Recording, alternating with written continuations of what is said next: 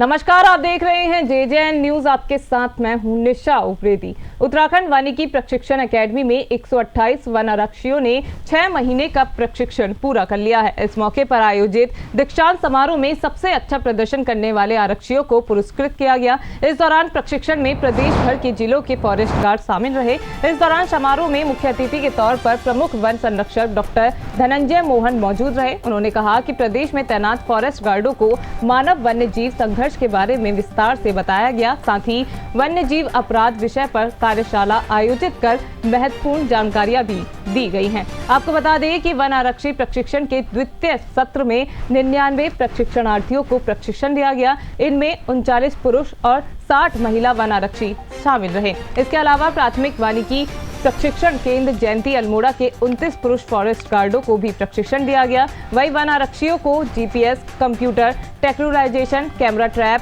Snake rescue, drone, वन जंगल survival का भी प्रशिक्षण दिया गया। साथ ही दीक्षांत समारोह के मौके पर फॉरेस्ट गार्ड ने परेड भी की और सभी आरक्षी जंगल के प्रति अपने कर्तव्यों को लेकर खासे उत्साही नजर आए। इस दौरान FTI में आयोजित वन आरक्षी महिला प्रशिक्षण में चंपावत वन प्रभाग में तैनात विमला तिवारी ने पहला स्थान हासिल किया, जबकि जयती के प्रशिक्षणार्थियों और चक्राता वन प्रभाग के दलवीर सिंह सजवान को सर्वश्रेष्ठ आरक्षी चुना गया। जी, खुशी तो वैसे बहुत है कि मतलब कि अब हम कंप्लीट कर रहे हैं अपने 6 महीने की ट्रेनिंग को, लेकिन उसके साथ दुख भी है कि हम काफ़ी मतलब अपने जो इतने करीबी दोस्त बन चुके थे उनसे बिछड़ रहे हैं अभी। और आज के दीक्षांत समारोह में बहुत ही अच्छा रहा, सबका परेड वगैरह सब बहुत बढ़िया रही। जो हमारे सर लोग आए थे, धनंजय मोहन सर वगैरह और निदेशक महोदया तेजस्विनी अरविंद पाटिल मैम ने जो बहुत ही अच्छा वो करवाया है यहाँ पर आयोजन वगैरह दीक्षांत समारोह, वो बहुत ही अच्छा था। आपका नाम? मेरा नाम सुभाष कलूरा है।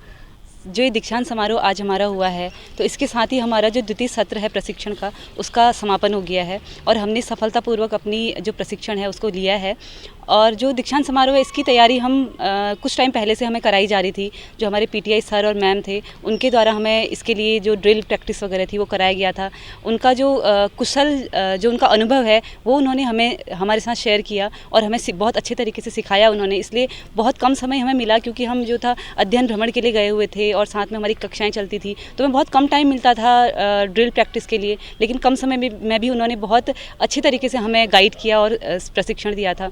और आज इस दीक्षांत समारोह के साथ ही हमारे प्रशिक्षण सत्र भी समाप्त हो जाता है और अब हम जाएंगे अपने कार्यक्षेत्र में। तो यहाँ हमें बहुत कुछ ऐसा सीखने को मिला है जो कि जिसके बारे में हमें बिल्कुल भी पता नहीं था कि फील्ड में हमें किस तरीके से इम्प्लीमेंट करना है इन चीज़ों को। अब वो हम सब देखेंगे कि कैसे क्या होता है करके।